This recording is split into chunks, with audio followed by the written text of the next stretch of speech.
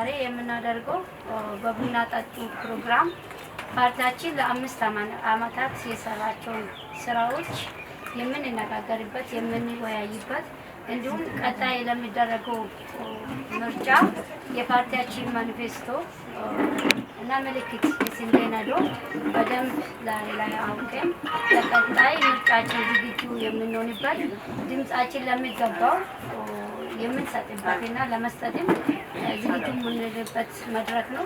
ቡና ጠጡ ፕሮግራም ብዙ ባህላዊ የሆነ እሴቶቻችን በጋራ ቡና እየጠጣን ማህበራዊ ጉዳዮችን እየተነጋገርን የፓርቲያችን አጠቃላይ ያሉ የቀጣይ 5 አመት የሚሰራቸውን ጭምር ቃል የገባቸውን ተግባራትን ጭምር የምንነጋገርበት መድረክ ነውና ተወክሎ የሚቀርቡ 22 እጩዎች ትውቅ የሚደረግበት መድረክ ነው። እጩዎቹ ያው ከፊታቸው የምታዩት እጩዎች ስለሆኑ በፎቶ በእጃቸው ባሉት እንትኖች ላይ ስላሉ እሱም በዛ ልክ እንይዛለን። እንደሚታወቀው በተለይ ባለፈው 5 አመታት ውስጥ ፓርቲያችን ምን መስራት መቻል አለበት የሚል ቃል የገባው ማኒፌስቶ ነበረ።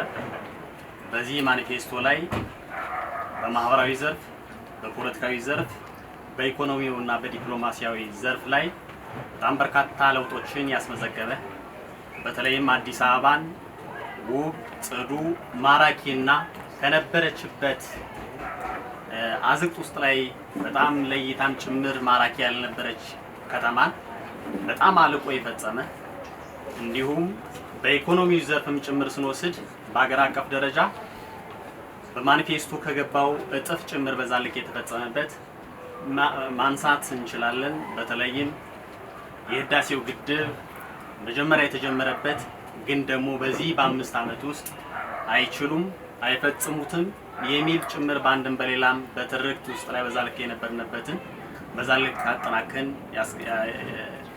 ያስመረቅንበት ብሎም ደግሞ የስንዴ አሁን ላይ የብልጽግና ፓርቲ የምርጫ ምልክት ሆኖ አሁን ላይ በዚህ ልክ ይዘን የቀረብነው የስንዴ ነዶን በተለይም ምርታማነትን ጭምር ወደፊት እናመጣለን። ከውጭ ጭምር የምናመጣውን ስንዴ በሀገራችን እንችላለን፣ የህዳሴ ግድብን እንችላለን ብለን በራሳችን አቅም እንደፈጸም ነው ስንዴንም ማምረት እኛ እንችላለን በሚል ታሳቢነት አምርተን ባለም ጭምር ተወዳዳሪ የሆነበት ከልመና የዳንበት ይሄ አንዱ ትልቁ ማሳያችን ቃሉን በተግባር ያሳየ ፓርቲ ስለሆነ ይሄንን መንግስት ብቻዬን ሳይሆን ከጀርባዬ ያሉትም ሰዎች የተሰራውን ከተማዋን አይተው ክልሎችን አይተው ውበቷን አይተው ያዩትን ውበት ወንዞች የቆሸሹትን ቆሻሻ አንስቶ የፈራረሱ የቆሸሹ ቤቶች የሰው ልጅ ተደራርቦ የተኛ የነበረበትን ቡና አፍልቶ በጋ አቅርቦ ቤት አስረክቦ እኔ ቀንና ሌሊት የሰራውን ነገር ብናገር የምርጫው ሰዓት ያልፍብኛል። እኔ የስንዴ ነዶን መምረጥ የሚፈልገው ምንድነው? በኔ እድሜ ውስጥ ያየኋቸው መንግስታቶች አሉ፣ የሰሩትን ስራዎች አሉ። ይሄ መንግስት ግን በዚህ በአጭር ጊዜ ውስጥ ኢትዮጵያ ተደብቆ የነበረ የልማት ስራዎች በሙሉ ወጥተው እንዲታዩ ዓለም እንዲያት ኢትዮጵያ ምን ነበረች የት ነበረች የሚለውን አሁን እያዩት ነው። ኢትዮጵያ ምን ትመስላለች እያዩት ነው አሉ። ኢትዮጵያ እስከ ዛሬ ድረስ ያላትን ማዕድን፣ ያላትን ነዳጅ፣ ያላትን ውሃ፣ ያላትን ልማት ሁሉ መጠቀም አልቻለችበት ጊዜ ስለነበረና በአሁኑ ጊዜ ፓርቲያችን ሊቀመንበር ዶክተር አብይ አህመድ የሰሩት ስራ ለታሪክ ብቻ ሳይሆን ለወደፊቱም ኢትዮጵያ ውስጥ አንድ ሳይንቲስት ተፈጠረ የሚባል ደረጃ ላይ ነው ያለው። ለምሳሌ ስንዴ ነዶ እኔ በህይወቴ ውስጥ በሚኖርበት ጊዜ ሐምሌና ነሐሴ ካልተዘራ በስተቀር በበጋ ጊዜ ስንዴ በቅሎ እንደዚህ ያለ ምርት እናገኛለን የሚል ነገር በተፈጥሮም የለም። አልማሰብ በቃኔ እንግዲህ ብልጽግና ስራዎች ወርተው የሚያልቁ አይደሉም። ዛሬ አውርተን አጨርሰው ከ5 አመት በፊት መርጠነው ነበረ ነቂስ መርጠነው አላሳፈረንም። ቃልም በተግባር ሰርቶ አዲስ አበባን ውብና ተመራጭ እናደርጋታለን ብሎ በተነሳው እንትን አዲስ አበባ እንደዚህ ባማረ መልኩ ሰርቶ አሳይቶናል። በእውነት በጣም የሚደነቅ ነው። ብዙ የዓለም እንትኖች እየተደነቁበት ነው። ውጭም ያሉ አብሮ አደጎቻችንም ዘመዶቻችንም በቃ በጣም ነው የተደመሙት። እኛ መቼም ስራው ላይ ያለነው ሰዎችም ብልጽግናን ምን ደግፍና በብልጽግና ምክንያትም ስለሆነ ይሄንን እድል የተፈጠረልን ከነበርንበት ድብርት ምን አውጥቶ ወደ ስራ እድልም ስላሸጋገረን አሁንም ብልጽግና ነው ምርጫችን፣ የስንዴ ነዶ ማለት ነው። ስለዚህ የተሰራውን ነገር በማየት የሚታይ ነገር በስነ ስርዓት ስላለ ይሄንን ነገር ተግባራዊ አድርጎ ስላቀረበው ቃሉን በተግባር ስለተረጎመው ብልጽግና ፓርቲን እመርጣለሁ፣ መሰሎቼም እንዲመርጡ አደርጋለሁ። አይን ያለው ያያል፣ ጆሮ ያለው ይሰማል። እድሉን ማግኘት ደግሞ በጣም መታደል ነው።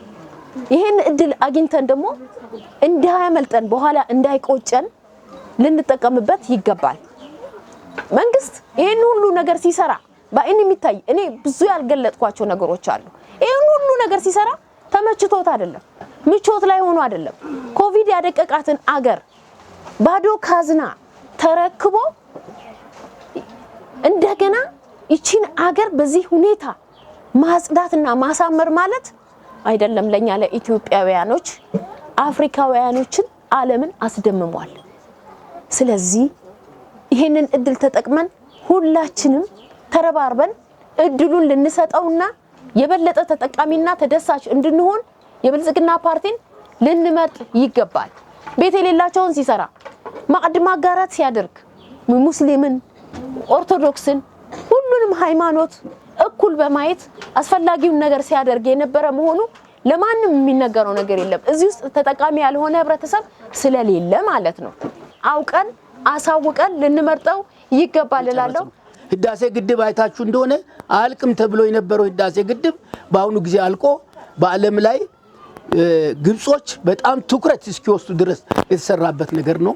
አሁንም ቢሆን የዚች የበር ጉዳይ አሁን ይህ መንግስት ከሌለ በስተቀር አይታችሁ እንደሆነ የአሰብን በር የአሰብን መንገድ የለቀቅ ነው በራሳችን ሲሆን በአሁኑ ጊዜ ግን ደግሞ ጥረት ተደርጎ በአሁኑ ጊዜ ወደ አሰብ ትኩረት የወሰድን ስለሆነ ወደፊት እቺ ሀገር ዳህነች የምትባለው ነገር ሁሉ ለትዝብት የሚቀር ነገር ስለሆነ ሁላችን ተረባርበን እኔ በቤተሰቦቼ ስንዴ ነዶን 13ቱም ቤተሰቦቼ እንዲመርጡ በመተማመን ሌሎች አባቢ ሰዎች በሙሉ አሁን እዚህ ያለነው ሰዎች እናቶች ልጆች አሉ፣ ባሎች አሉ።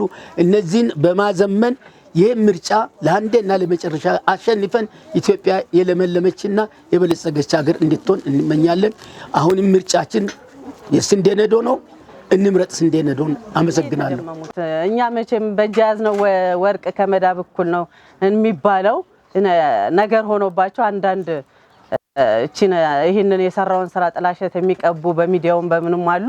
አንድ እናት አንድ ቤት ውስጥ እኮ 3-4 ልጅ ከትምህርት ቤት ሲመጣ ምን አበለዋለው፣ ትምህርት ቤት ሲገባ ምንድነው ማለብሰው፣ ለስንቱ ነው ማለብሰው ብላ የምትጨነቀው ይሄን ሁላ የቀረፈ መንግስት ነው።